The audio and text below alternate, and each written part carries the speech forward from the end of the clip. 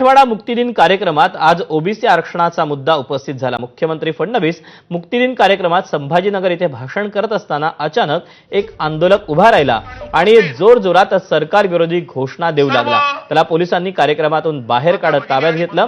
अशा प्रकारे मराठवाडा मुक्तीदिन कार्यक्रमात घोषणा देणं हा हुतात्म्यांचा अवमान आहे असं मुख्यमंत्री व्यासपीठावरून म्हणाले। मुख्यमंत्र्यांसमोर घोषणा देणाऱ्याचं नाव रामभाऊ पेरकर असून पेरकरसह पोलिसांनी 3 जणांना ताब्यात घेतलं।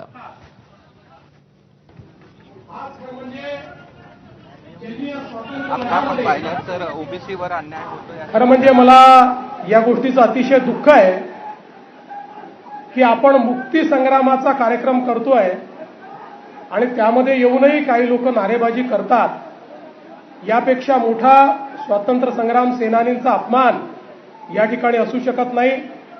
पण ईश्वर त्यांना सुबुद्धी देईल। 4च माणसं येतात आणि अशा प्रकारे नारेबाजी करून प्रसिद्धी मिळवण्याचा प्रयत्न करतात, हे योग्य नाही। तथापि मी त्या संदर्भात काहीच बोलणार नाही। आज आपल्या माननीय मुख्यमंत्रीच्या प्रोग्राम मध्ये 3 लोकांनी थोडा आपला विरोध प्रदर्शन करण्याचा प्रयत्न केला होता। ते प्रयत्न आम्ही त्याच वेळेस कंट्रोल करून ते 3 लोकांना आम्ही ताब्यामध्ये घेतलेला आहे। कोण आहेत ही लोक?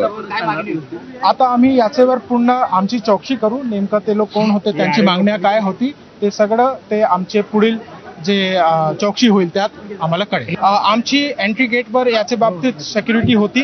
ते सिक्युरिटीमध्ये जर काही लॅप झाला असेल तर संबंधित अधिकारीवर आम्ही चौकशी करणार आहोत। मराठवाडा मुक्ती संग्राम दिनाचं औचित्य साधून